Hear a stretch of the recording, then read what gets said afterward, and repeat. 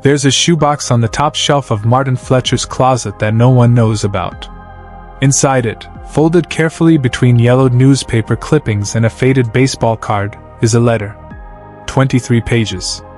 Written 42 years ago. Never sent. Never read. Until 3 days ago, when his daughter found it while cleaning out his house. And what she discovered in those pages changed everything she thought she knew about her father. Martin Fletcher died on a Tuesday morning in October. Peacefully, they said. In his sleep. He was 78 years old, and by all accounts, he'd lived a quiet, unremarkable life. He worked at the post office for 37 years. Never married. No children of his own. He lived alone in the same modest two-bedroom house on Maple Street where he'd grown up, where the porch still creaked in the same spot, and where the oak tree in the backyard had grown so tall its branches now scraped against his bedroom window on windy nights. His niece, Sarah, was the one who found him. She'd been stopping by every Sunday for the past 5 years, ever since her mother, Martin's sister, had passed. They'd have coffee together. He'd ask about her kids. She'd tell him about work. He'd nod and smile, always listening, rarely sharing much about himself. He was kind, gentle, but distant in a way she could never quite name. Like he was always somewhere else, even when he was sitting right across from her. When Sarah walked into his house that Tuesday morning and found him, she didn't cry right away. She sat on the edge of his bed and held his hand, still warm, and she whispered, "I hope you're finally at peace, Uncle Martin." Because something about him had always seemed unfinished. Like he was carrying something heavy that he'd never set down. The funeral was small. A handful of neighbors. Some former co-workers. Sarah's husband and their 2 teenage sons. The pastor, who never actually met Martin, read from a generic script about faith and eternal rest. Sarah stood at the front, looking at the closed casket, wondering why she felt like she was saying goodbye to someone she'd never really known. A week after the funeral, Sarah began the slow, lonely work of clearing out her uncle's house. It smelled like old books and coffee, with a faint trace of the lavender soap he always kept by the kitchen sink. She started in the living room, boxing up his small collection of novels, mostly westerns and detective stories. Then the kitchen, wrapping up mismatched plates and glasses. Everything was neat, organized, almost sterile. Like he'd been living in a museum of his own life, careful not to disturb anything. But it was when she reached his bedroom that she felt the first crack in the careful facade he'd built. The closet was surprisingly full. Not with clothes, those were minimal and functional, but with boxes. Stacked neatly, labeled in his precise handwriting. Tax documents 1985 to 1990. Utility bills. Work schedules. The life of a man who kept everything but revealed nothing. On the top shelf, pushed far back into the corner, was a shoebox. No label. Just a plain brown shoebox, the kind that might have held a pair of work boots decades ago. Sarah almost didn't reach for it. But something made her pause. Maybe it was the way it was hidden. Or maybe it was just curiosity. She pulled it down, and a small cloud of dust scattered in the afternoon light streaming through the window. Inside, she found pieces of a life she didn't recognize. A black and white photograph of a young man she assumed was Martin, maybe 20 years old, lean and handsome, smiling in a way she'd never seen him smile. A Purple Heart medal. A newspaper clipping about a local soldier returning from Vietnam. A baseball card signed by someone named Tommy. And beneath it all, folded carefully, edges worn soft from handling, was a letter. 23 pages. Written on lined notebook paper. The handwriting is unmistakably Martin's, though younger and less steady. The ink had faded in places, but the words were still clear. At the top of the first page, in capital letters it said, "To Dad." Sarah's breath caught. Her grandfather, Martin's father, had died in 1976. She did the math in her head. Martin would have been 34. She unfolded the pages carefully, her hands trembling slightly, and began to read. "Dad, I don't know if I'll ever give this to you. I've started this letter 100 times, and I've thrown away 99 of them. But I'm going to try one more time. Because I need to say this. Even if you never hear it. Even if I'm just talking to the air. Sarah sank onto her uncle's bed, the letter spread across her lap. Outside, she could hear the neighborhood, kids playing, a dog barking, and a car door slamming. But inside this room, time seemed to stop. I came home from Vietnam 3 years ago. You picked me up at the airport. Do you remember? You shook my hand. You said, "Welcome home, son." And then we drove back in silence. We didn't talk about it. Not then. Not ever. And I know why. I know you fought in World War II. I know you saw things you never wanted to talk about. I know you believe that real men don't dwell on the past. They just move forward. They get up. They go to work. They provide for their families. And I tried, Dad. I really tried to be that kind of man. The kind of man you could be proud of. Sarah's eyes stung. She'd never known her uncle had served in Vietnam. He'd never mentioned it. Not once in all the Sunday mornings they'd spent together. But here's what I can't tell you face to face. Here's what I've been carrying around like a stone in my chest for 3 years. I'm not okay. I haven't been okay since I got back. And I don't know how to fix it. The words were raw. Unfiltered. Nothing like the quiet, composed man Sarah had known. I see things, Dad. When I close my eyes. When I'm trying to sleep. Sometimes even in the middle of the day. I'll be at work, sorting mail, and suddenly I'm back there. The heat. The smell. The sounds. My hands start shaking. My heart races. I have to lock myself in the bathroom and grip the sink until it passes. And I can't tell anyone. Because what would I say? That I'm broken? That I'm weak? That I can't handle what other men just seem to shake off and forget? Sarah pressed her hand to her mouth. This wasn't just a letter. This was a confession. A cry for help written 4 decades ago by a man who'd suffered in silence. I know what you'd say if I told you. You'd tell me to toughen up. To stop feeling sorry for myself. To remember that other men had it worse. And you'd be right. Other men did have it worse. Some of them didn't come home at all. So who am I to complain? Who am I to say I'm struggling when I'm alive, when I have all my limbs, when I'm back in a country where I don't have to worry about stepping on a landmine or hearing gunfire in the distance? The pages trembled in Sarah's hands. She could feel her uncle's pain bleeding through the ink, through the years, through the careful distance he'd maintained from everyone who'd tried to know him. But here's the thing I can't figure out how to say to you, Dad. Just because I survived doesn't mean I made it home. Not really. Part of me is still there. Part of me will always be there. And I don't know how to bring that part back. I don't know how to be whole again. Sarah wiped her eyes. The afternoon light had shifted, casting long shadows across the bedroom.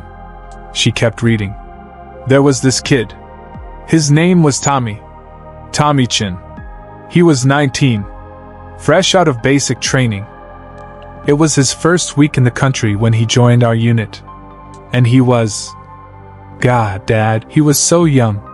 So eager. He wanted to prove himself. He wanted to make his family proud. He showed me a picture of his girlfriend once. Maria. She was wearing his high school ring on a chain around her neck. He said they were going to get married when he got back. He said he was going to open a restaurant. He had it all planned out. Sarah turned the page, her throat tight. We were on patrol. Just a routine sweep. Nothing special. Nothing that should have gone wrong. But Tommy stepped off the path. Just 2 feet. That's all it was. 2 feet. And then there was the click. You know that sound, Dad? I know you do. That tiny metallic click that means everything is about to change. That tiny click that means someone's about to die. The room felt smaller now. Colder. Sarah pulled her uncle's blanket around her shoulders. He looked at me. And, Dad, his eyes. I can't describe what I saw in his eyes. Fear. But also this desperate hope that I could do something. That I could fix it. That I could save him. And I tried. God, I tried. I told him not to move. I yelled for the medic. I started toward him. But before I could reach him, the next line was smudged, as if water had fallen on the page while Martin was writing. I dream about him every night. Every single night for 3 years. And it's always the same. He's looking at me, waiting for me to save him. And I can't. I can never reach him in time. I wake up with my heart pounding, covered in sweat, and for a few seconds I forget where I am. I forget that I'm home. I forget that I'm safe. And then I remember. I remember that I'm here and he's not. I remember that he'll never open that restaurant. He'll never marry Maria. He'll never see his parents again. And I'm the one who's still here. I'm the one who gets to keep living. Sarah couldn't stop the tears now. They fell silently onto the pages, onto the same words her uncle had cried over 42 years ago. I went to see his parents 6 months after I got back. I don't know what I thought would happen. I guess I thought if I could just tell them what happened, if I could just explain that he died quickly, that he didn't suffer, even though that was a lie, maybe I'd feel better. Maybe I'd stop seeing his face every time I closed my eyes. But when I got there, when his mother opened the door and saw me standing on her porch in my uniform, she just collapsed. She fell to her knees right there and started sobbing. And his father had to help her up and had to get her inside. And they invited me in, Dad. They invited me into their home. They gave me tea. They showed me pictures of Tommy as a kid. They told me stories about him. They thanked me for coming. They thanked me as if I'd done them some kind of favor. As if I hadn't been there when their son died. As if I wasn't the reason he'd stepped off that path in the first place. His mother gave me something before I left. She went to Tommy's room. They'd kept it exactly the same, and she came back with his baseball card. Mickey Mantle. 1967. It was his most prized possession. She said Tommy would have wanted me to have it. She said he talked about me in his letters home. Said I'd looked out for him. Said I was like a big brother. I tried to say no. I tried to tell her I couldn't take it. But she pressed it into my hands and she said, please. It would mean so much to know a piece of him is with someone who cared about him. And I took it, Dad. I took it because I didn't know how to explain that I didn't deserve it. That I didn't deserve their kindness. That I didn't deserve to be standing in their living room while their son was buried in a cemetery 3 miles away. Sarah looked up from the letter, her vision blurred with tears. She remembered that baseball card. She'd seen it in the shoebox. Now it meant something entirely different. And that's when I realized I can't tell you any of this. Because you'll see me differently. You'll see me as weak. As broken. As less than the son you raised. And I can't bear that, Dad. I can't bear the thought of disappointing you one more time. One more time. Sarah stopped. What did he mean by that? I know I've already let you down. I know you wanted me to take over the hardware store. I know you'd spend years building that business, thinking I'd carry it on. And then I enlisted instead. I saw the look on your face when I told you. You didn't say I was making a mistake. You just nodded and said if that's what you want. But I could see it in your eyes. The disappointment. The confusion. Why would I throw away a good future to go fight in a war halfway around the world? I wanted to tell you then that it wasn't about rejecting what you'd built. It was about trying to be like you. You never talked much about the war, but I knew you'd been a hero. I knew you'd earned medals. I knew other men respected you because of what you'd done. And I thought maybe if I served too, if I proved myself in combat like you did, you'd finally see me as a man. You'd finally be proud of me. Sarah's chest ached. Her grandfather had been a stern man, loving in his own way, but not the type to express emotion. She'd never considered how that might have affected her uncle. But war isn't like it was for you, Dad. Or maybe it is, and you just never told me. Maybe you carried your own ghosts, and I was too young to see them. Maybe you had your own nightmares, your own guilt, and your own faces that you couldn't forget. Maybe that's why you never wanted to talk about it. Not because you were strong, but because you were protecting us from the truth. The letter continued for several more pages. Martin described coming home, starting work at the post office because it was quiet, routine, and predictable. Moving back into his childhood home after his father died. Watching friends get married, have children, and build lives that seemed impossibly normal. And choosing day by day, year by year, to stay distant. To keep people at arm's length. Because how could he let anyone close when he was carrying so much darkness? I almost told Elizabeth. Do you remember her? The woman from church who used to bring over casseroles after Mom died? She asked me to dinner once. 3 times, actually. And the 3rd time, I almost said yes. Because she seemed kind. Because she smiled at me in a way that made me think maybe, just maybe, I could try. But then I thought about what would happen if I let her in.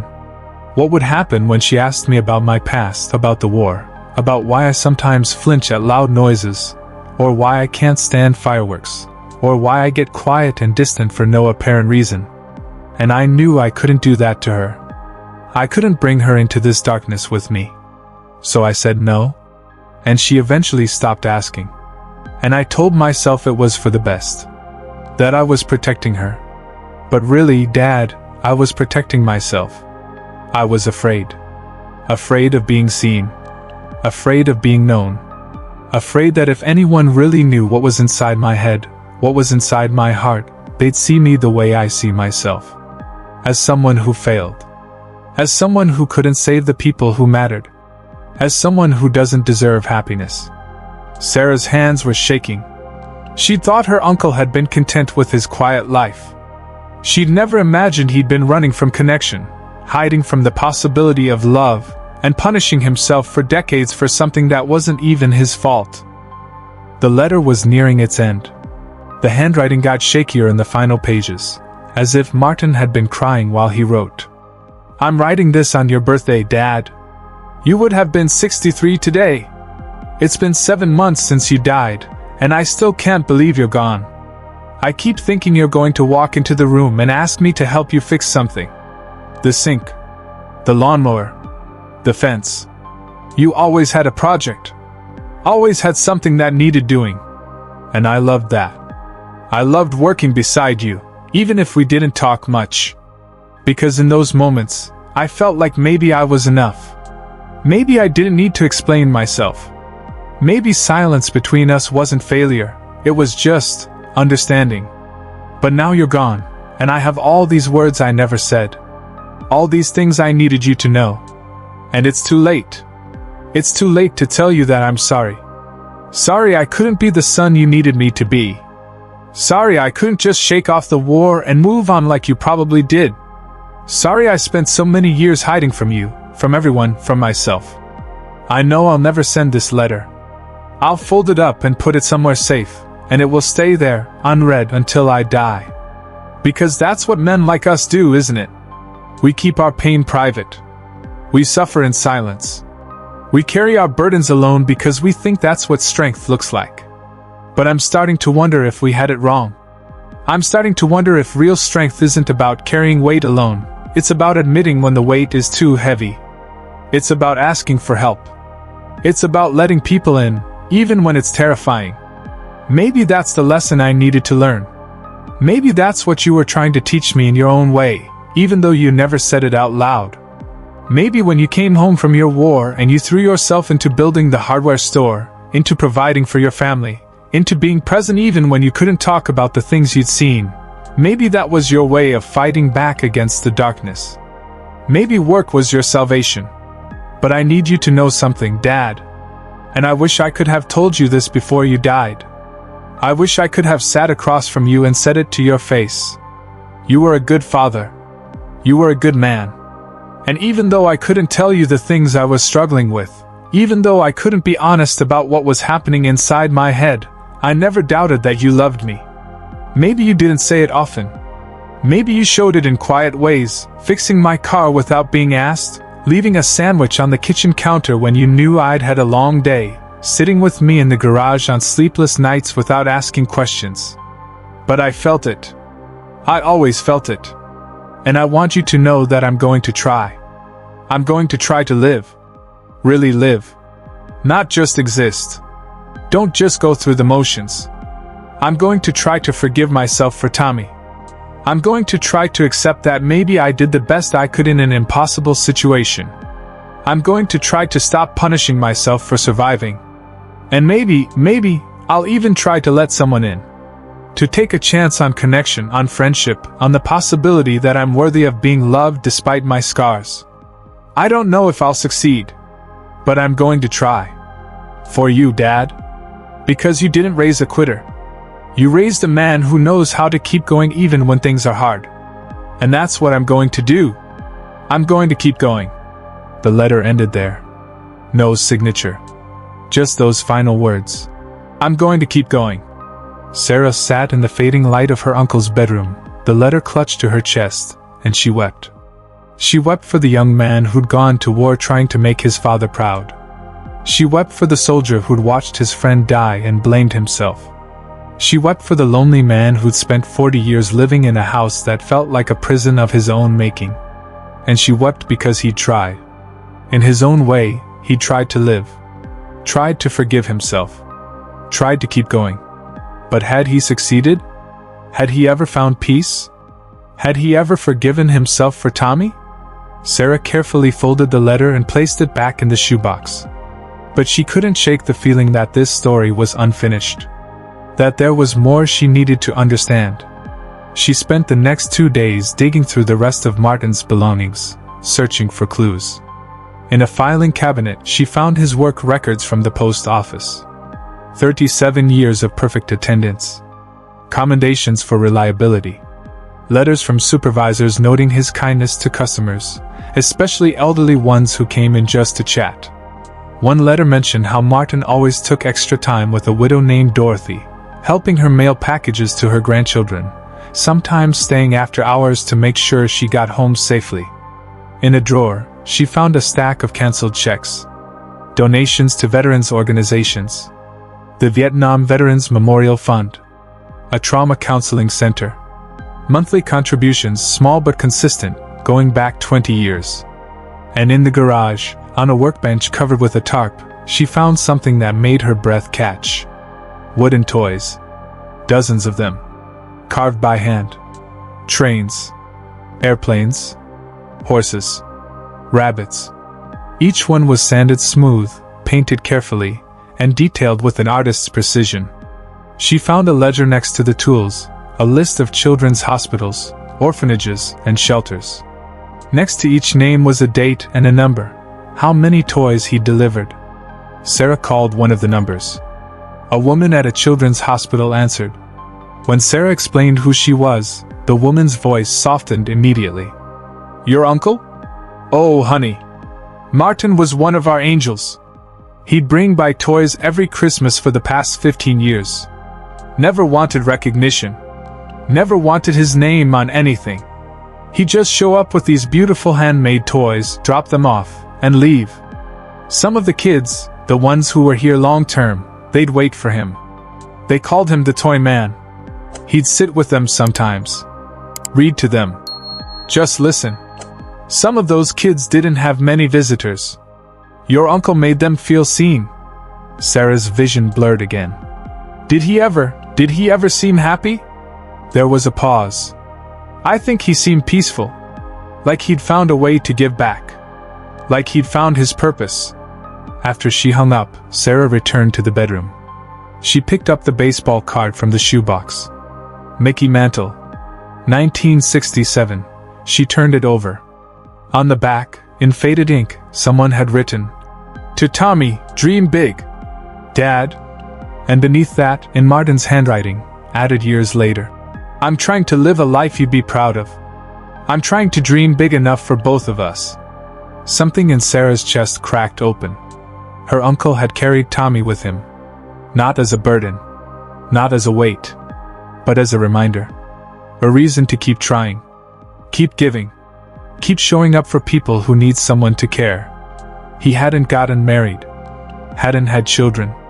Hadn't lived the conventional life people expected. But he'd lived with intention. He'd turned his pain into purpose. He'd transformed his guilt into generosity. She thought about all those Sunday mornings they'd spent together. How he'd always asked about her kids. About her life. How he'd listened with complete attention, as if every word mattered. She thought he was just being polite. Now she understood. He was practicing connection. Choosing, despite his fears, to let someone in. Even in small ways. Even when it was difficult. Sarah made a decision. She called the pastor who'd done the funeral and asked if she could add something to the memorial. She wanted to host a gathering. Not a sad occasion. A celebration. She wanted to invite the people from the Children's Hospital, the veterans organizations, and anyone whose life Martin had touched. 2 weeks later, 40 people gathered in the community center. Sarah had set up displays with photos, the wooden toys, and the letters of commendation from the post office. And she framed one page of the letter Martin had written to his father, the final page, the one where he promised to keep trying. She stood at the front and told them about the man they'd known and the man she'd discovered in those 23 pages. She told them about Vietnam. About Tommy. About the guilt her uncle had carried and the way he transformed it into decades of quiet service. He thought he was broken, Sarah said, her voice steady despite the emotion. He thought he didn't deserve happiness or connection. But what I learned from his letter, from his life, is that healing doesn't always look the way we think it will. It doesn't always mean forgetting the pain or erasing the scars. Sometimes healing means learning to live alongside the pain. To carry it without letting it crush you. To transform it into something that helps others. An elderly man in the back raised his hand. He introduced himself as Robert, a Vietnam veteran who'd met Martin at a support group 20 years ago. Martin never talked much in the meetings, Robert said. But he showed up. Every month. For 20 years. And after the meetings he'd stay. He'd make coffee. He'd listen to anyone who needed to talk.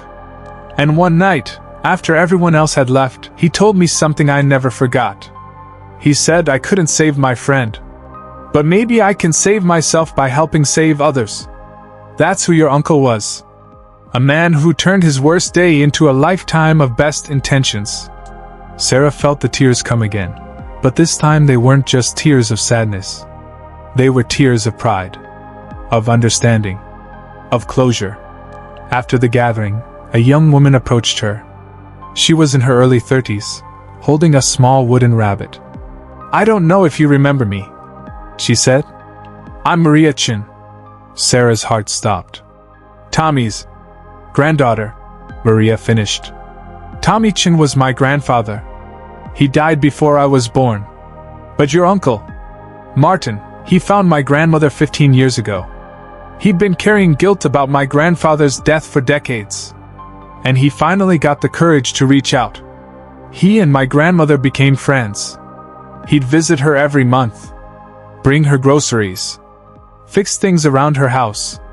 And every year on my grandfather's birthday, he'd take her to the cemetery.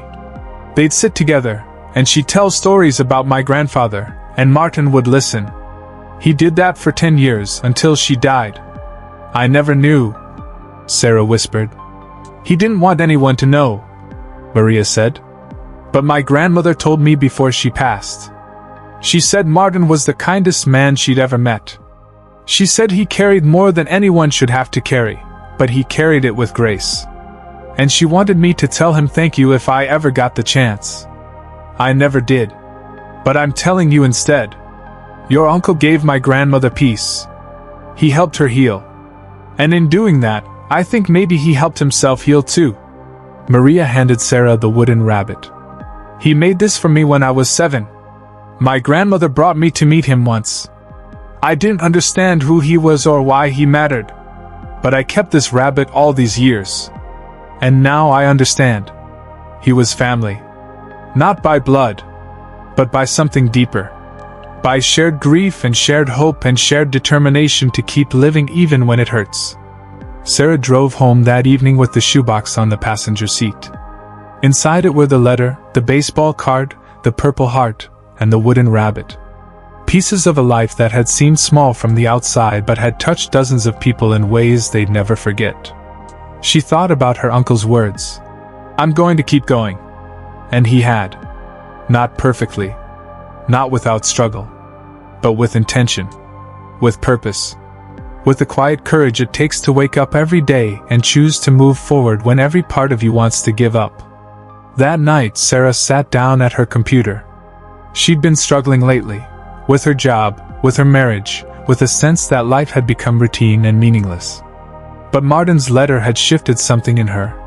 She began to write. Not to anyone in particular. Just to herself. A promise. "I'm going to stop waiting for life to feel easy before I start living.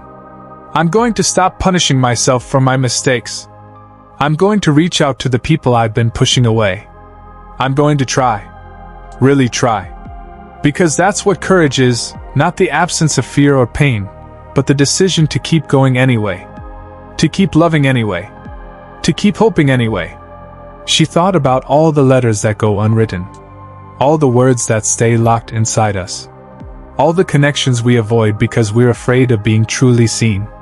And she thought about how her uncle had lived an entire lifetime of service and compassion, while believing he was broken, while thinking he didn't deserve love, while carrying a guilt that was never entirely his to carry.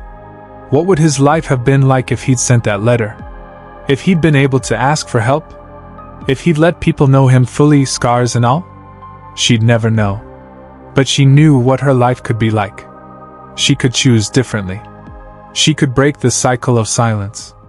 The next morning, Sarah called her daughter, her oldest, who'd been pulling away lately, struggling with things she wouldn't talk about. In the past, Sarah would have respected her distance. But not anymore. "I need to tell you something," Sarah said when her daughter answered. "I need to tell you about your great-uncle Martin.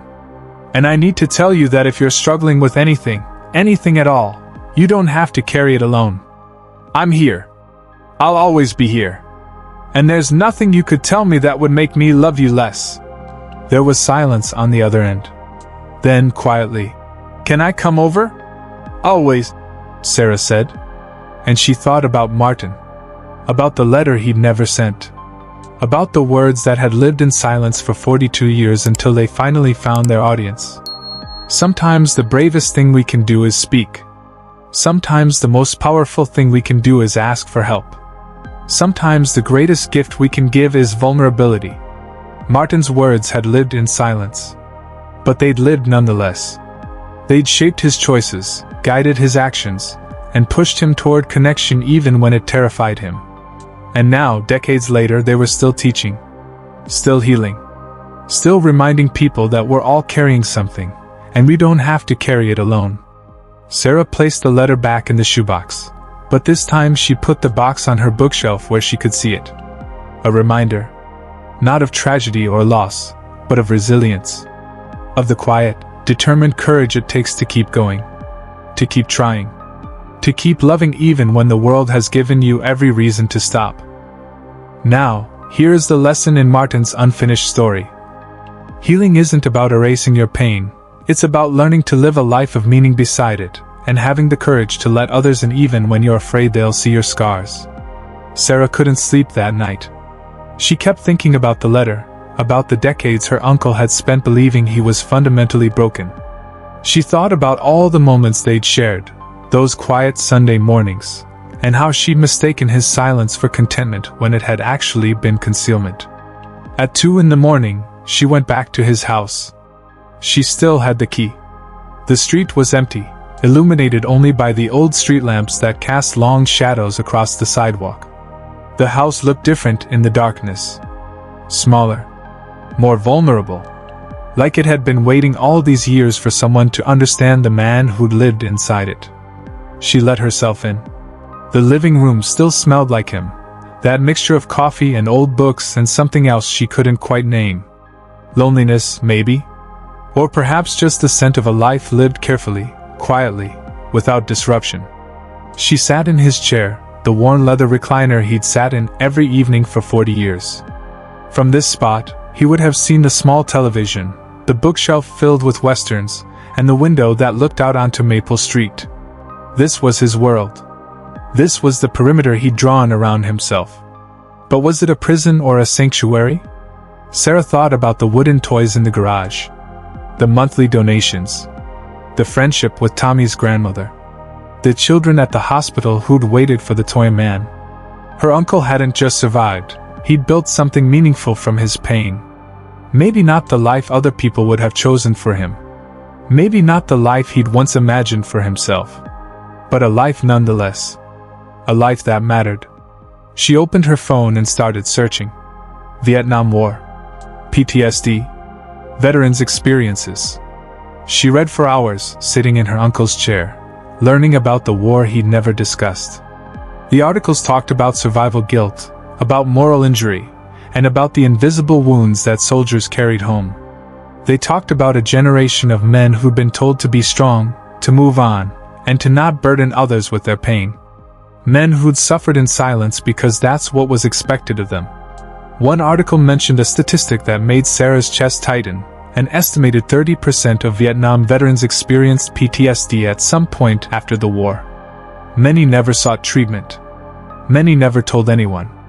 They just carried it. Day after day. Year after year. Until it became as much a part of them as their own heartbeat. Her uncle had been one of them.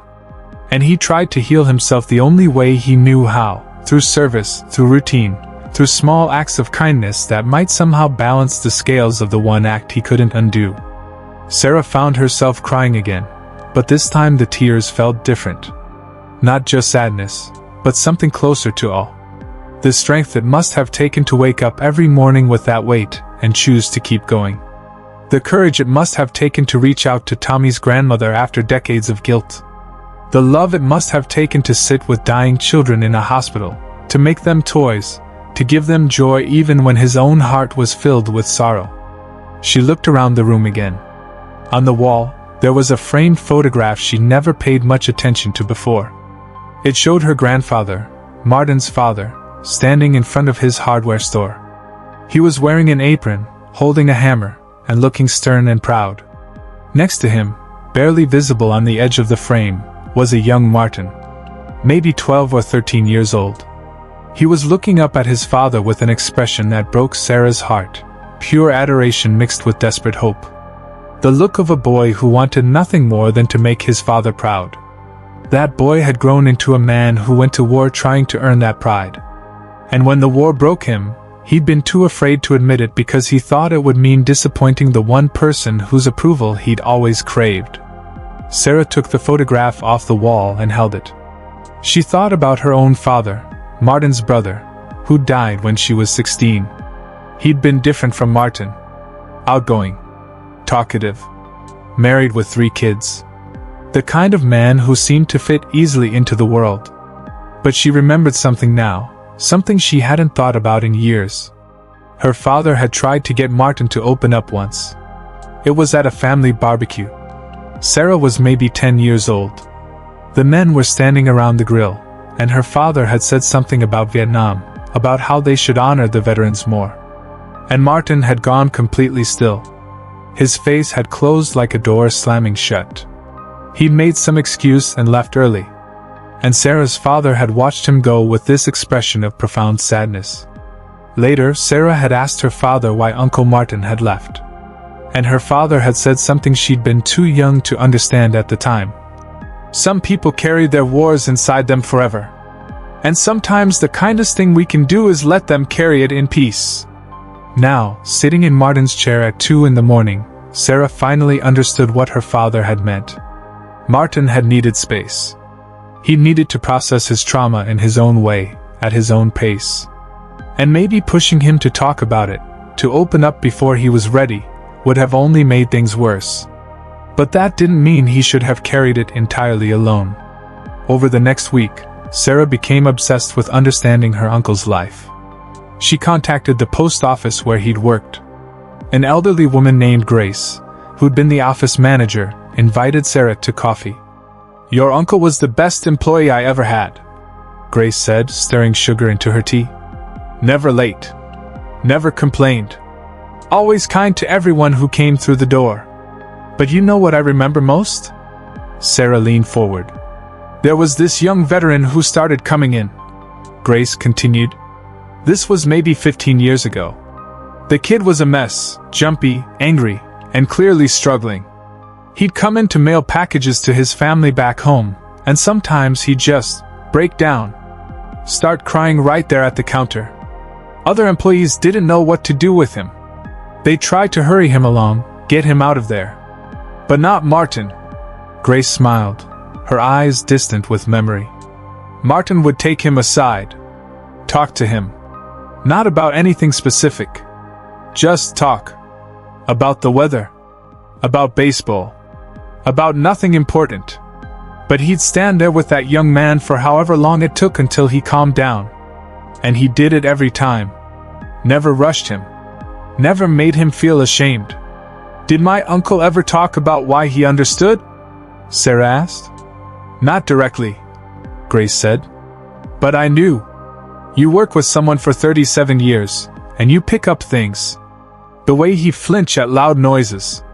The way he'd go quiet every year around certain dates.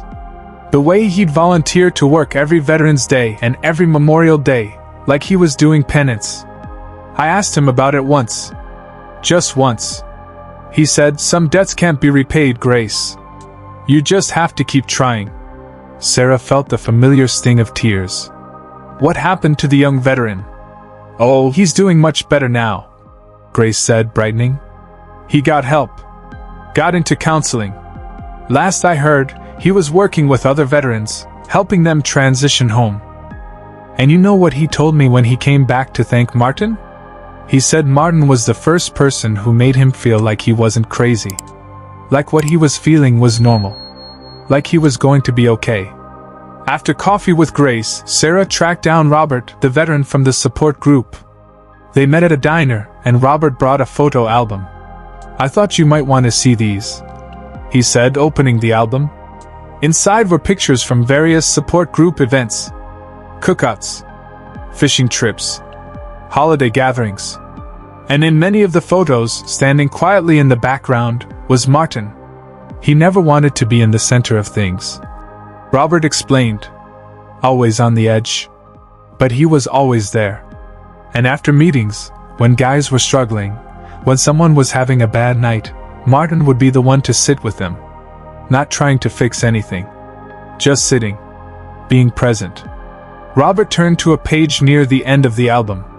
It showed a younger man, maybe in his 40s, sitting at a picnic table, head in his hands, clearly distressed. And next to him, with a hand on his shoulder, was Martin. "That's David," Robert said. His son had just been deployed to Iraq. David was terrified. All the memories from Vietnam were flooding back. He was having panic attacks, couldn't sleep, and couldn't function. And Martin spent 3 hours with him that night. Just talking. Sharing his own experience. Letting David know he wasn't alone. "Did it help?" Sarah asked. "David's son came home safe," Robert said. "And David told me later that the only reason he made it through that deployment was because of Martin. Because Martin had shown him that it was possible to survive the fear, to live with the uncertainty, and to keep going even when every instinct screamed to shut down." Robert closed the album and looked at Sarah with serious eyes. "Your uncle saved lives. Maybe not the way he wanted to. Maybe not the life he thought he should have saved. But he saved lives nonetheless. Including mine." "Yours?" Sarah said softly. Robert nodded.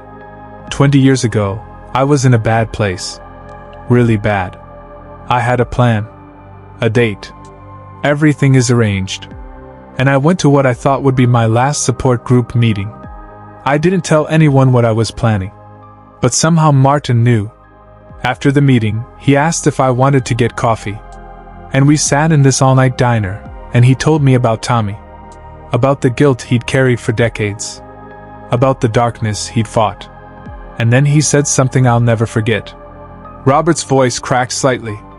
He said, "I've spent 40 years wondering if my life has been worth living. Wondering if I had the right to keep going when Tommy didn't. And I still don't know the answer. But I do know this. Every morning I wake up and choose to stay. I'm choosing to believe that maybe, somehow, my being here matters. Maybe I'll never know for certain. but I'd rather spend my life trying to matter than ending it and guaranteeing that I don't." Sarah covered her mouth with her hand. "That conversation saved my life," Robert said simply. "And I'm not the only one. There are at least a dozen guys in our group who have a similar story." Martin never knew he was doing it. He thought he was just talking, just sharing his own struggle. But he was throwing lifelines. He was showing us that it was possible to carry impossible weight and still choose life. Sarah returned to Martin's house with a new mission. If he'd written one letter, maybe he'd have written more. Maybe there were other pieces of his story hidden somewhere in this carefully organized life. She searched methodically. The attic. The basement. The garage. Nothing. Just the neat, sparse belongings of a man who kept his life simple and his secrets buried. It was when she was going through his bedroom dresser, removing clothes to donate, that she felt something hard behind the bottom drawer. She pulled the drawer completely out and found a thin notebook taped to the back panel. A journal. Sarah sat on the floor, her heart pounding, and opened it. The first entry was dated 1983, the same year as the letter to his father. "Dr. Morrison says I should write down what I'm feeling. That it might help. I don't know if I believe her, but I'm going to try. She's the first person I've told about any of this. It took me 3 sessions just to say Tommy's name out loud. When I finally did, she didn't look at me like I was crazy. She didn't tell me to get over it. She just said, 'Tell me about him.' And for the first time in 10 years, someone actually wanted to hear the story. Not the heroic version. Not the sanitized version. The real version." Sarah's hands trembled. Her uncle had gone to therapy. He tried to get help. The entries continued sporadically over several years. Some were just a few lines. Others were several pages. They chronicled his journey through therapy, his attempts to process what had happened, and his gradual realization that maybe, just maybe, he wasn't fundamentally broken. "Dr. Morrison asked me today what Tommy would say if he could see me now. If he'd want me to spend my life punishing myself." I got angry. I said it didn't matter what he'd want. He's dead and I'm alive, and that's not fair. She nodded and said, "You're right. It's not fair. So what are you going to do about that unfairness? Are you going to let it destroy you? Or are you going to let it drive you to live a life that honors him?" I don't know how to answer that question, but I think I need to figure it out. Several months later, I did something today that terrified me. I went to a support group for Vietnam veterans. I almost turned around 3 times before I walked in. But I made myself go. And when I sat down in that circle and heard other men talking about their nightmares, their guilt, their fear that they're broken, I realized I'm not alone. I've spent 15 years thinking I was the only one who couldn't just move on. But the room was full of men just like me. Men who are trying. Men who are struggling. Men who are surviving. A guy named Robert shared about losing his best friend in combat. And I saw myself in his eyes. The same pain. The same guilt. The same desperate need for someone to tell him it wasn't his fault. And before I knew what I was doing, I was talking. Telling them about Tommy. And they didn't judge me. They just listened. And when I finished, Robert came up to me and shook my hand and said, "Thank you for sharing. You made me feel less alone." And I thought, maybe that's it. Maybe that's how we survive this. Not by forgetting. Not by getting over it. But by helping each other carry it. Sarah read through years of entries. They chronicled Martin's slow, painful journey towards something that looked like healing. It wasn't linear. There were setbacks. Dark periods where the entries stopped completely. But he kept coming back. Kept trying. 20 years since I came home. 20 years of carrying Tommy with me. But something shifted lately. I started making toys for the children's hospital. I don't know why. I was walking past one day, and I saw this kid looking out the window, bald from chemo, maybe 7 years old, and he looked so small and alone. And I thought about Tommy. About how young he was. About how unfair it is when life is cut short. And I thought, I can't bring Tommy back. I can't give him the life he deserved. But maybe I can bring some joy to kids who are suffering. Maybe I can make their difficult days a little bit lighter. So I went home and started carving. Started simple, a wooden train. It took me 3 days to get it right.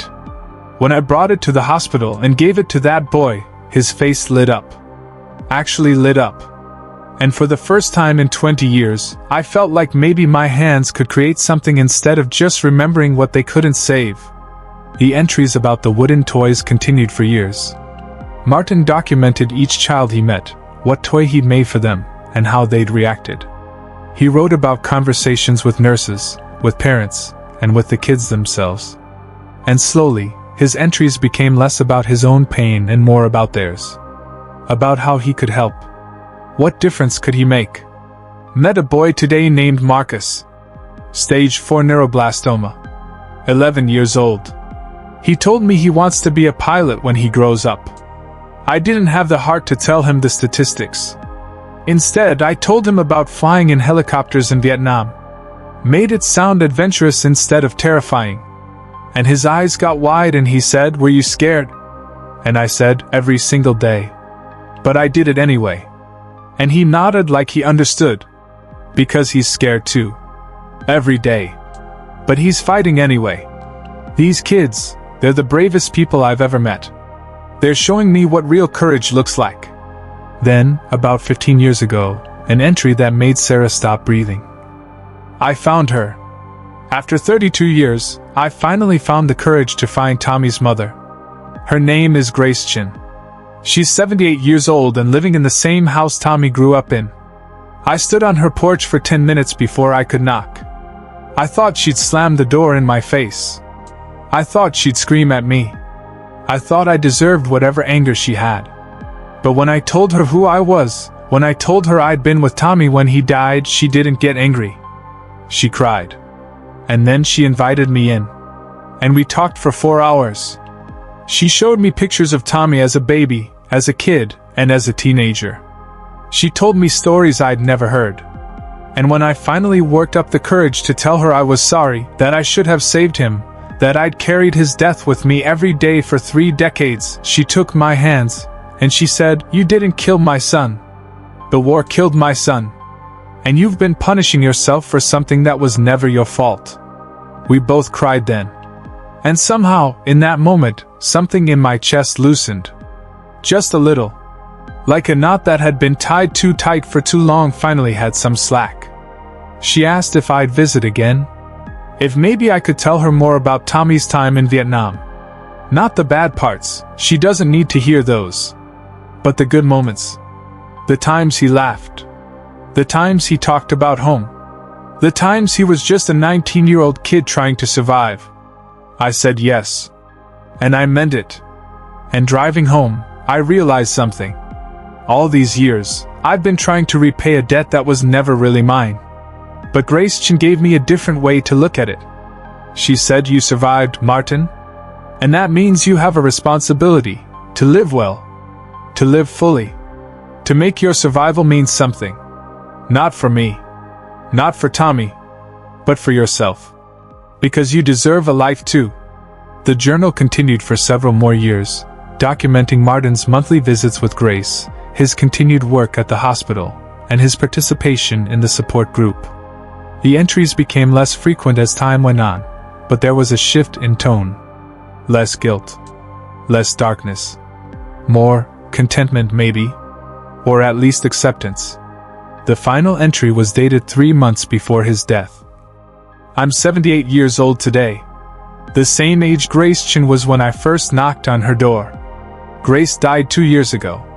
Peaceful in her sleep, surrounded by family. Her granddaughter Maria came to the funeral and thanked me for being Grace's friend.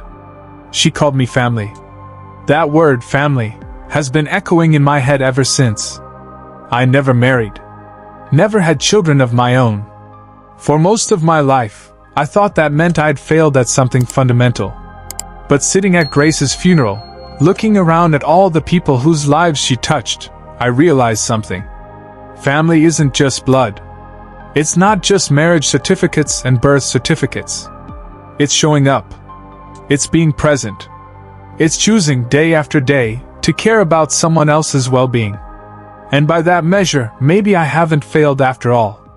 I have the kids at the hospital who light up when they see me. I have the guys from the support group who call me when they're struggling. I have my niece Sarah, who brings her boys to visit even though I'm not the most exciting uncle. I have a life full of people I care about and people who care about me. Maybe it's not the life I planned. Maybe it's not the life I thought I deserved. But it's mine. And it's been worth living. I still think about Tommy. Every day. I probably always will. But it doesn't crush me anymore. It reminds me that life is fragile and precious. Reminds me that every day I wake up is a gift I get to choose how to use. Reminds me that the best way to honor the people we've lost is to live well, not perfectly, but intentionally. If I die tomorrow, I think I'd be okay with that. Not because I want to die, but because I've finally made peace with having lived. Sarah closed the journal and sat in the gathering darkness of her uncle's bedroom. Outside, the neighborhood was coming alive with the sounds of evening, children being called in for dinner, dogs barking, and someone mowing the lawn before the light faded completely. Her uncle had lived in this house for 50 years. And in all that time, he'd been fighting a quiet, private war. Not against an enemy with guns or bombs, but against his own mind, his own guilt, and his own belief that he didn't deserve peace. And he'd won. Not in some dramatic, Hollywood way. Not with a single moment of revelation that fixed everything. But slowly, incrementally, through decades of small choices. The choice to seek therapy. The choice to attend a support group. The choice to carve a wooden toy. The choice to knock on Grace Chen's door. The choice, every single morning, to keep going. Sarah thought about her own life. About the ways she'd been sleepwalking through it lately. Going through the motions of work, marriage, and motherhood without really being present. She'd been so focused on checking boxes, successful career, nice house, well-behaved kids, that she'd forgotten to ask herself if she was actually living a life that meant something to her. Her uncle had never checked those boxes. By conventional standards, he'd lived a small, unsuccessful life. Never climbed any career ladder. Never accumulated much wealth. Never achieved anything the world would call remarkable. But he'd touched lives. He'd shown up. He'd transformed his deepest pain into his greatest purpose. And in doing so, he'd lived a life that mattered far more than most people who appear successful from the outside. Sarah pulled out her phone and called her husband. It was late, almost 10 o'clock, but he answered immediately. "Is everything okay?" he asked, concern in his voice. "I love you," Sarah said. Just that. No preamble. There was a pause. "I love you too. What's going on?" "I've been distant lately," Sarah said. "I know I have. I've been so caught up in everything that's wrong. My job, the stress, the feeling that life is just happening to me instead of me actually living it. And I've been taking it out on you. On the kids. Pulling away when I should be leaning in." "Sarah, let me finish," she said gently. "I found something in my uncle's things. Letters. A journal. His whole story. And it made me realize, we spend so much time waiting for life to be perfect before we allow ourselves to really be present. Before we allow ourselves to be vulnerable. Before we allow ourselves to connect. But life is never going to be perfect. There's always going to be stress and uncertainty and things that don't go according to plan. And if we wait until everything is perfect to start really living, to start really loving, we'll wake up one day and realize we missed it. We missed the whole thing." She heard her husband's breath catch. "I've felt you pulling away," he admitted. "And I didn't know how to reach you." "I know," Sarah said. "And I'm sorry. But I'm here now. Really here. And I want us to start over. Not our marriage, I don't mean that. I mean the way we're living our marriage. I want to stop just coexisting and start actually connecting. I want to tell you when I'm struggling instead of pretending I have it all together. I want to ask for help instead of trying to carry everything alone. I want to laugh with you again. Really laugh. The way we used to. I'd like that, he said quietly. I'd like that a lot. After they hung up, Sarah called her daughter. The one who'd been pulling away, becoming more closed off. When she answered, Sarah said, "Remember when you were 7 and you wanted to build a tree house?" Her daughter laughed, surprised. "Yeah. You said it was too dangerous." "I was wrong," Sarah said. "I was wrong about a lot of things. I've been so focused on keeping you safe, on making sure you follow the right path, that I forgot to just be with you. To listen without trying to fix everything. To let you make mistakes and figure things out. And I'm sorry." "Mom, where is this coming from?" "I learned something about my uncle," Sarah said. "About the importance of connection. About what happens when we let fear keep us from really knowing each other. And I don't want that for us. I don't want you to grow up thinking you have to hide your struggles from me. I don't want you to feel like you have to have it all figured out. I want you to know that whatever you're going through, whatever you're feeling, I'm here. And there's nothing you could tell me that would make me love you less." There was a long silence. Then, her daughter's voice, small and vulnerable in a way Sarah hadn't heard in years. "Can I tell you something?" "Always." And her daughter began to talk. About school. About friends. About the pressure she'd been feeling to be perfect, to have everything figured out, and to never show weakness. About the anxiety that kept her up at night. About feeling like she was drowning but not knowing how to ask for help because everyone seemed to expect her to be fine. Sarah listened. Really listened. Not planning her response. Not trying to solve it.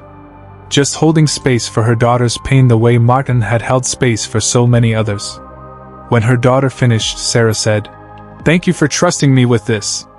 And I want you to know, you don't have to be perfect. You don't have to have it all figured out.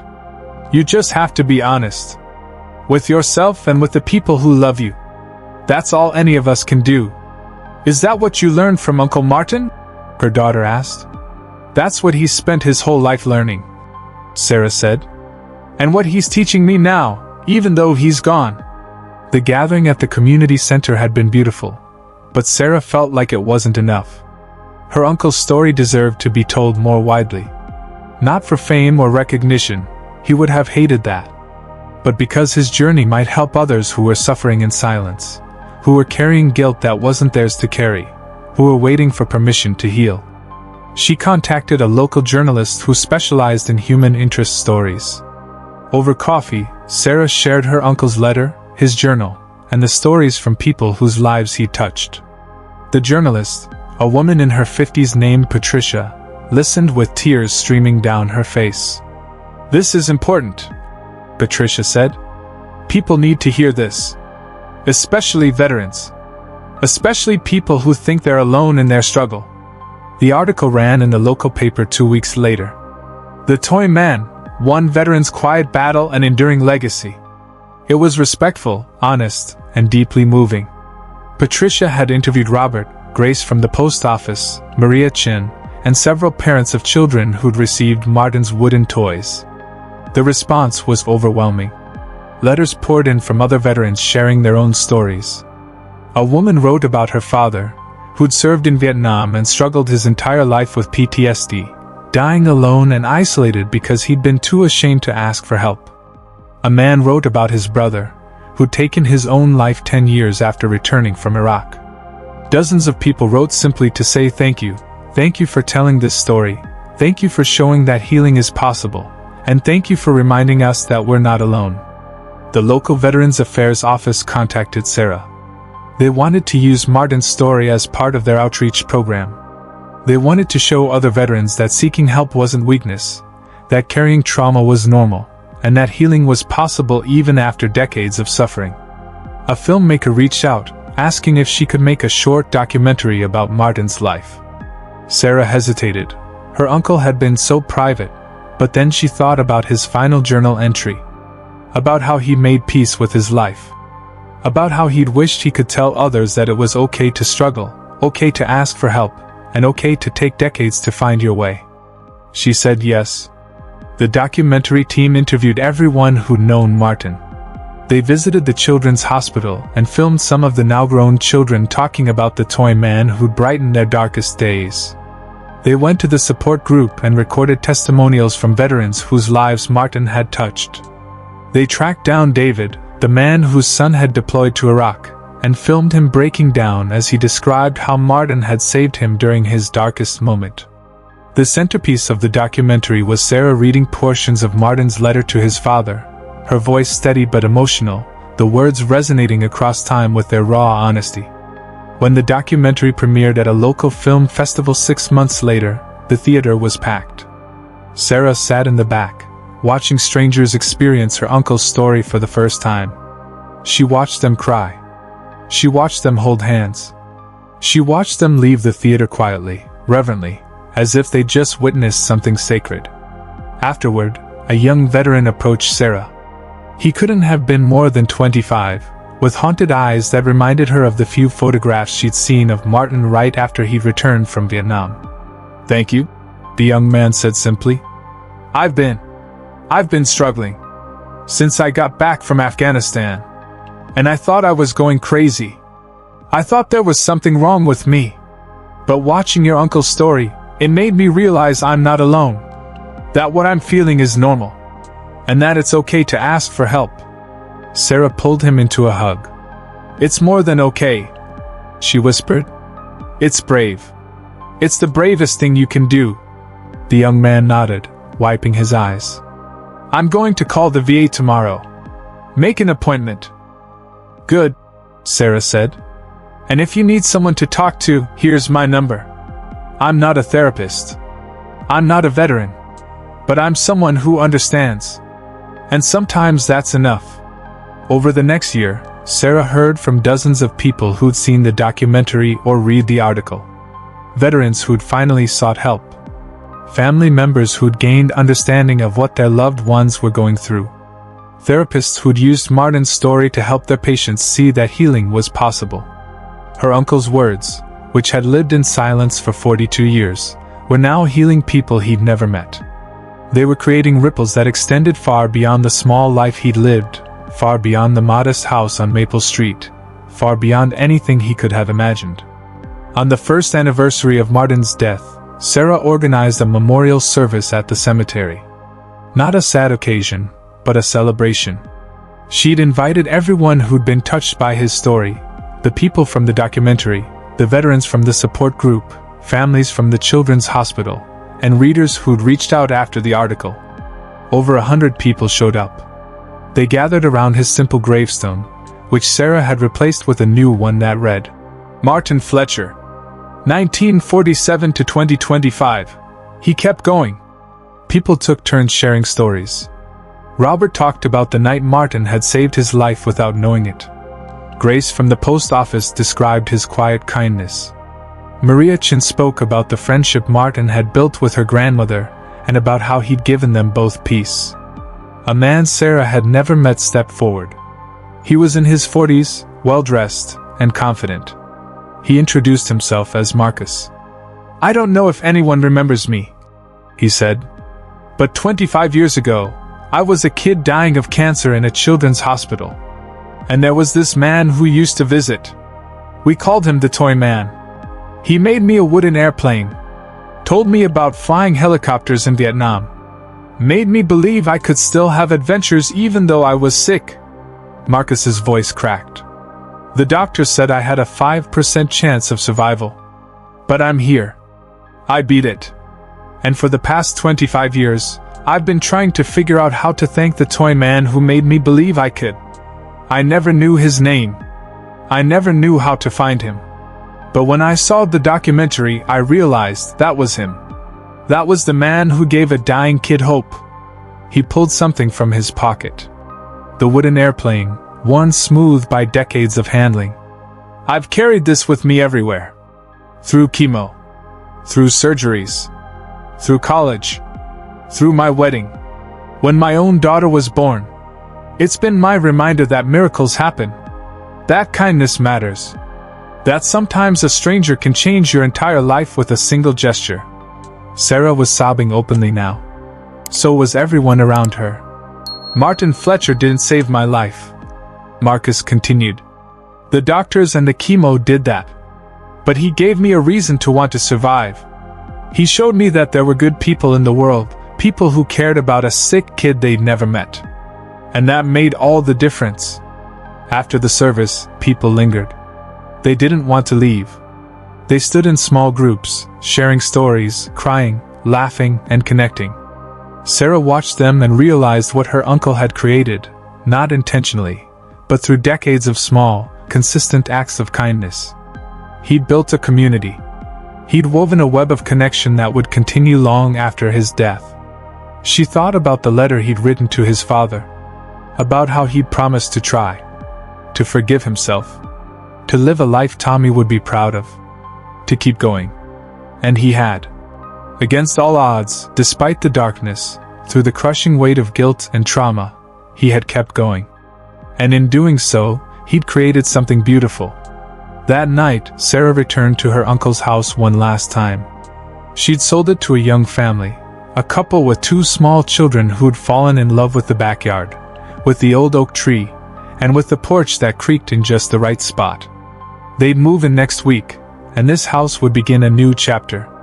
But tonight, it was still Martin's. Still filled with his quiet presence. Sarah sat on the porch steps as the sun set, casting long golden light across Maple Street. She held the shoebox on her lap, the letter, the journal, the baseball card, the purple heart, the photograph of young Martin looking up at his father with hope in his eyes. She thought about legacies. About how we spend so much of our lives worried about leaving something behind, about being remembered, about mattering. And how the truest legacies aren't usually the ones we plan. They're not the big, dramatic gestures or the monuments, or the famous achievements. They're the quiet moments. The small kindnesses. The choice to show up, day after day, even when it's hard. Martin had never become rich or famous. He'd never won awards or had buildings named after him. He'd lived in the same small house, worked the same modest job, moved through the world so quietly that most people barely noticed he was there. But he mattered. God, how he mattered. Sarah thought about all the lives he'd touched. The veteran he'd talked down from the edge. The children who'd found joy in their darkest hours. The young man at the post office who'd felt less alone. The grandmother who'd found peace. The countless people who'd never know his name but had been changed by his kindness. And now, through his letter and his journal, through the documentary and the article, through the ripples that continued to spread outward, he was still touching lives. Still teaching people. Still showing them that healing is possible, that carrying pain doesn't make you weak, and that the bravest thing you can do is keep trying. Sarah opened the shoebox one more time and reread the final words of her uncle's letter to his father. I'm going to keep going. 4 simple words. But they contained everything. Every ounce of courage it took to wake up on the hard days. Every moment of choosing life over despair. Every act of kindness given when it would have been easier to stay closed off. Every step forward when every instinct screamed to give up. Sarah pulled out her phone and took a photo of those 4 words. She set it as her lock screen. A reminder for herself. For the days when her own life felt too heavy. For the moments when she wanted to pull away, to close off, to stop trying. I'm going to keep going. She thought about what that meant now for her. It meant continuing to reach out to her daughter, even on the days when her daughter pushed her away. It meant being honest with her husband about her struggles instead of pretending everything was fine. It meant finding purpose in her work, or, if she couldn't find it, having the courage to seek something different. It meant living intentionally instead of letting life just happen to her. It meant honoring her uncle's legacy not by mourning what he'd lost, but by embracing what he'd learned, that a life doesn't have to be perfect to be meaningful. That healing doesn't mean erasing your pain, but learning to carry it with grace. That sometimes the greatest act of courage is simply choosing to stay, to show up, to keep trying. A car drove past, and Sarah waved to the neighbors she'd come to know over the past months of clearing out the house. Mrs. Patterson, who told her that Martin had fixed her fence 3 times without ever accepting payment. Mr. Rodriguez, who'd shared that Martin had helped his son with homework every Tuesday for 2 years. The teenage girl next door, who revealed that Martin had taught her how to carve wood, spent patient afternoons in his garage showing her how to see the shape hidden inside a block of wood and slowly, carefully, bring it to life. All these stories. All these small moments that added up to a life well lived. Sarah stood up, tucking the shoebox under her arm. She walked through the house one final time, running her hand along the walls, saying goodbye to each room. In the bedroom, she paused at the window that looked out over the backyard. The oak tree was silhouetted against the darkening sky, its branches reaching up like arms embracing the stars. She remembered something her uncle had written in his journal, one of the later entries. "I used to think happiness meant the absence of pain. But I've learned it's not about avoiding the hard things. It's about finding meaning in them. It's about planting gardens in the midst of grief. It's about carving beauty from brokenness. It's about choosing, again and again, to let love be louder than fear. Love is louder than fear." Sarah smiled through her tears. That's exactly what her uncle had done. Despite the trauma, despite the guilt, despite every reason he had to shut the world out, he'd chosen love. Quiet love. Consistent love. The kind of love that shows up with wooden toys and patient listening and a hand on a shoulder when someone's breaking down. He'd chosen to let his life be an act of healing, even when he himself was still wounded. And in doing so, he'd healed more than he ever knew. As Sarah was locking the front door for the last time, she noticed something she'd somehow missed in all her months of clearing out the house. There was a small loose brick in the wall next to the door. She'd probably passed it 1,000 times without noticing. Curious, she wiggled it free. Behind it was a small metal box, the kind that might hold jewelry or important documents. Her hands trembling, she opened it. Inside was a letter. Not old and worn like the one from his father. This one was recent. The paper is still crisp. At the top it said, "To whoever finds this." Sarah sat down right there on the porch steps and began to read. "If you're reading this, I'm gone. And I'm okay with that.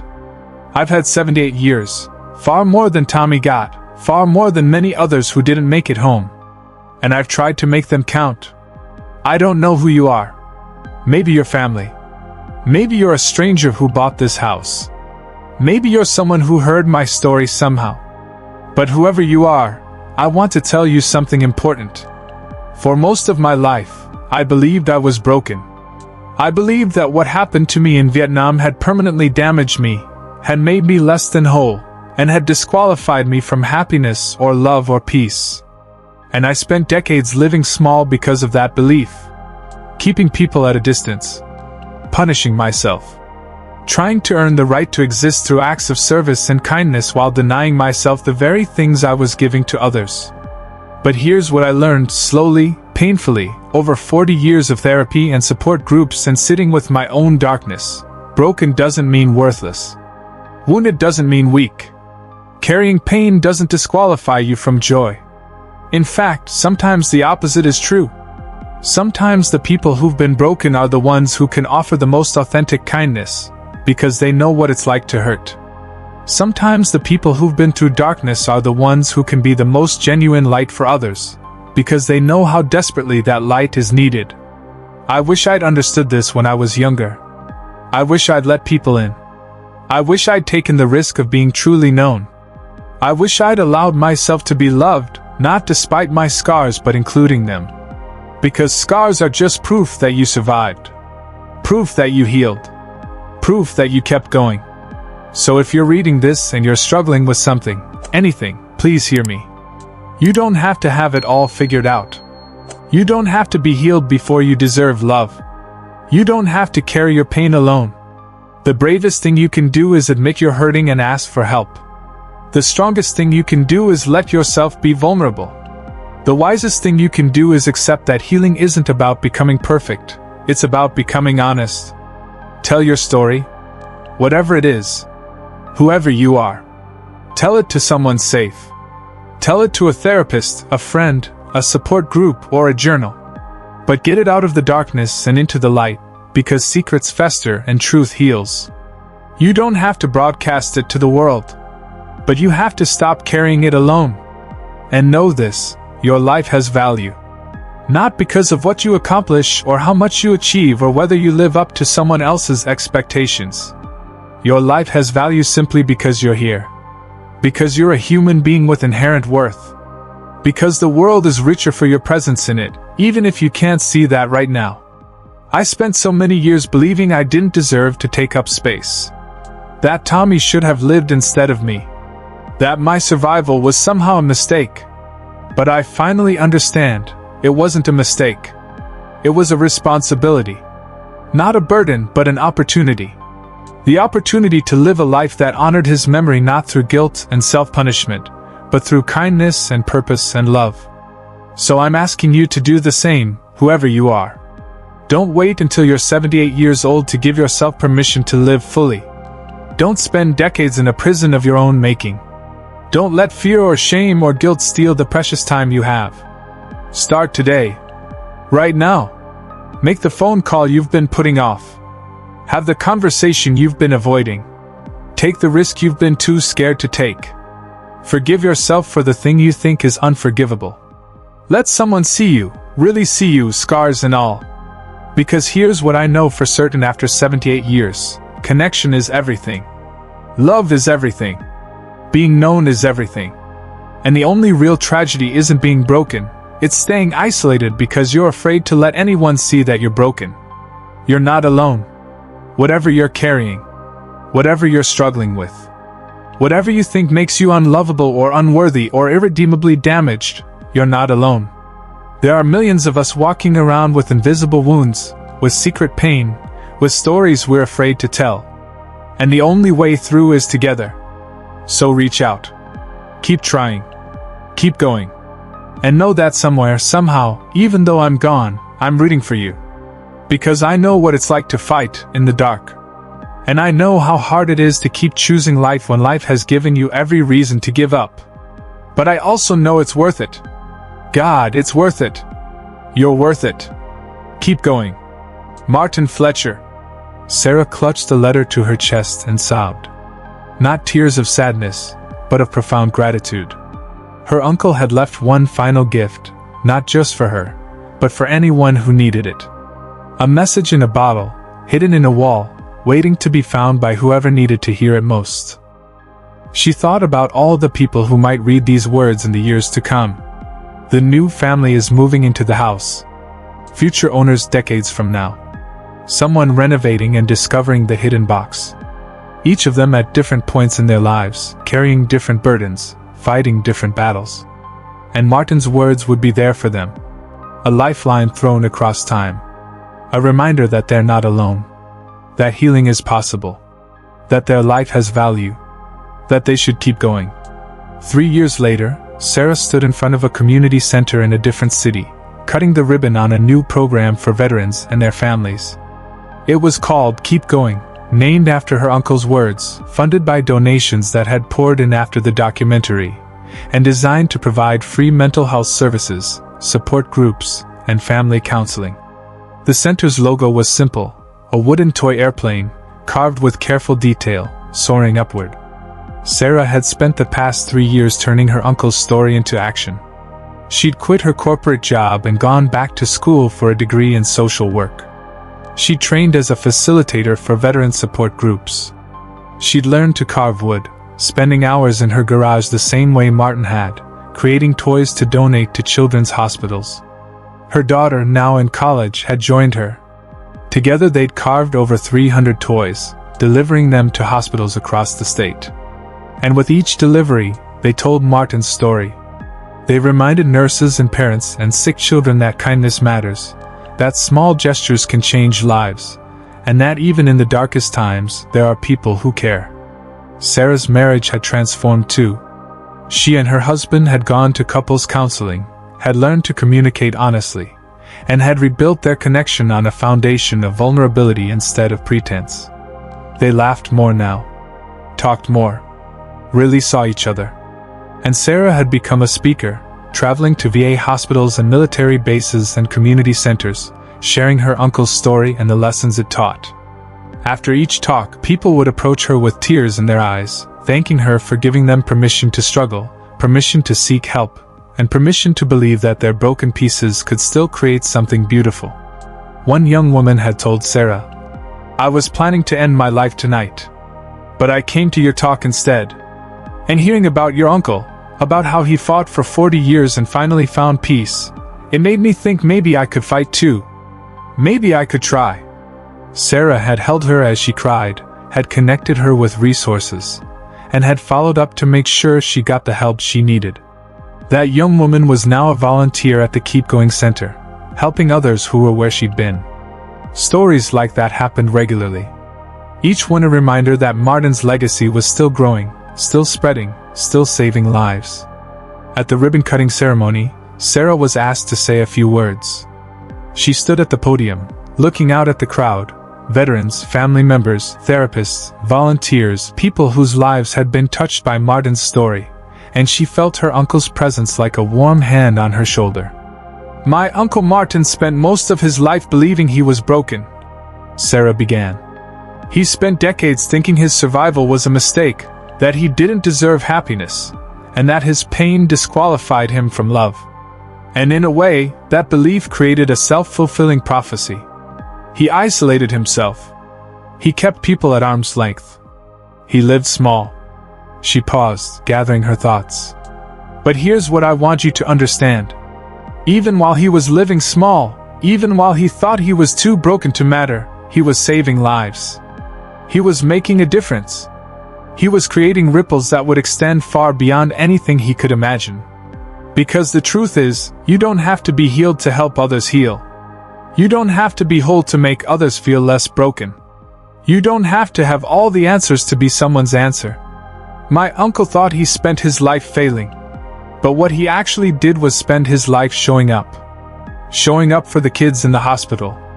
Showing up for the veterans in his support group. Showing up for his community in quiet, consistent ways. And that showing up, that simple, brave act of continuing to engage with the world even when every instinct told him to hide, that's what changed everything. So this center, this program, it's built on that principle. You don't have to be perfect to walk through these doors. You don't have to have it all figured out. You don't have to be ashamed of your struggles or your scars or your pain. You just have to be willing to show up. To try. To take one step toward healing, and then another, and then another. Because that's all healing is. It's not a destination. It's not something you achieve once and then you're done. It's a practice. A daily choice. A commitment to keep going even when it's hard, especially when it's hard. Sarah pulled out the photograph of young Martin looking up at his father, the one that had been on her uncle's wall. "This is my uncle at 12 years old. Look at his face. That hope. That desire to make someone proud. That belief that if he just tried hard enough, he could be enough. And here's what breaks my heart. He spent the next 60 years trying to live up to an impossible standard. Trying to be the man he thought he should be instead of accepting the man he was. Trying to earn the right to exist instead of claiming it as his birthright.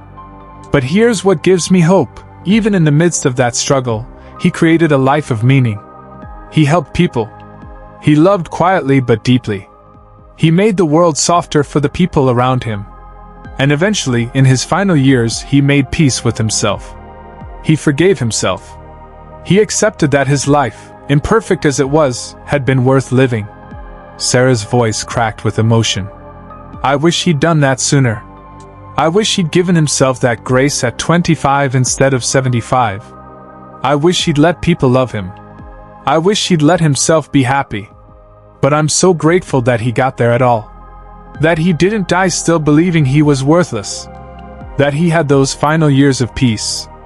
And that's what I want for every person who walks through these doors. I want you to find that peace. Not 50 years from now. Now. Today. I want you to accept that you're worthy of help, worthy of healing, and worthy of love. I want you to stop carrying your pain alone. I want you to let people in. I want you to give yourself the grace my uncle spent decades denying himself. Because you're worth it. Your life matters. Your story matters. And the world needs you, not the version of you that you think you should be, but the real you, scars and all. Sarah held up the letter Martin had hidden in the wall, the one addressed to whoever might find it. My uncle left us a message. 4 simple words that contain everything he learned in 78 years of living. Keep going. Not keep pretending. Not keep hiding. Not keep punishing yourself. Just keep going. Keep trying. Keep showing up. Keep choosing life. Keep choosing connection. Keep choosing hope, even when, especially when, it feels impossible. That's what this center is about. Helping people keep going. Giving them the resources, the support, and the community they need to take the next step, and the next, and the next. Because that's how healing happens. One step at a time. One day at a time. Together. Sarah cut the ribbon, and the crowd erupted in applause. As people filed into the building to tour the facilities, to sign up for programs, and to connect with counselors, Sarah stood back and watched. She thought about the letter Martin had written 42 years ago, the words that had lived in silence until 3 days after his death. Those words weren't silent anymore. They were echoing through this building, through the programs they'd created, and through the lives being changed. They were rippling outward, touching people Martin would never meet, in ways he could never have imagined.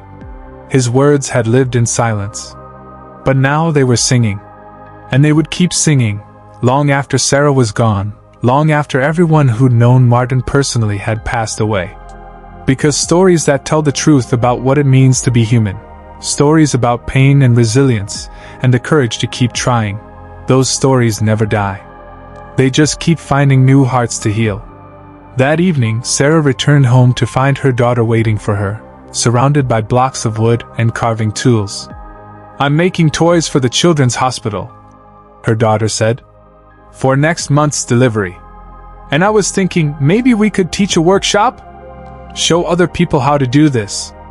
So Uncle Martin's tradition can keep growing? Sarah smiled, her heart full. He'd love that. They worked together in comfortable silence, the sound of carving filling the garage.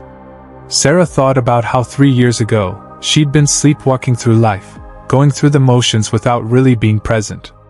And now she was here, carving toys with her daughter, carrying on her uncle's legacy, and living a life of purpose and meaning.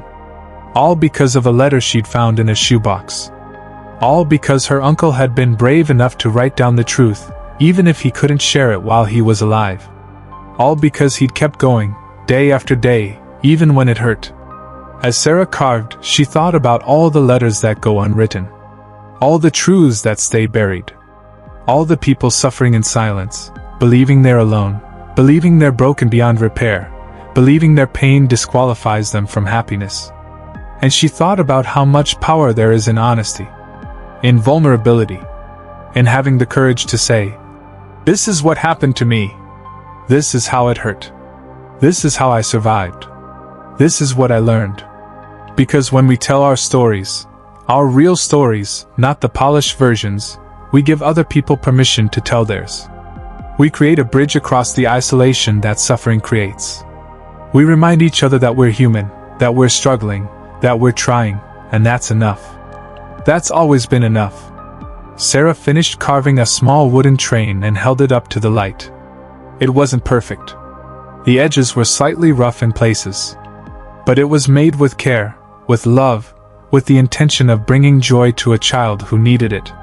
Just like her uncle's toys. Just like her uncle's life. Imperfect. Beautiful. Enough. She thought about the question that had haunted Martin for so long. Did he deserve to survive when Tommy didn't? And she thought about the answer he'd finally found. Deserve had nothing to do with it. It was never about deserving. It was about what you did with the time you were given. It was about whether you let your pain destroy you or drive you to create something meaningful. It was about whether you hid from life or embraced it, broken pieces and all. Martin had embraced it. Eventually. It took him 40 years, but he got there. And in doing so, he taught everyone who knew his story the same lesson. You don't have to be perfect to be worthy of love. You don't have to be healed to help others heal. You don't have to have all the answers to make a difference. You just have to keep going. One day at a time. One step at a time. One carved toy, one kind word, and one moment of connection at a time. That's how you build a life that matters. That's how you honor the people you've lost. That's how you transform pain into purpose. You keep going. Sarah placed the wooden train in a box with the others, ready to be delivered to children who needed hope. And as she did, she whispered the words her uncle had written so many years ago, the words that had become her mantra, her prayer, her promise. I'm going to keep going. Not because it's easy. Not because the pain is gone. Not because everything is perfect. But because life, in all its messy, broken, beautiful complexity, is still worth living. And so are you. Keep going. Healing isn't about erasing your pain, it's about learning to live a life of meaning beside it, and having the courage to let others in even when you're afraid they'll see your scars. Your brokenness doesn't disqualify you from joy. Sometimes it's the very thing that enables you to bring light to others who are lost in darkness. Keep going.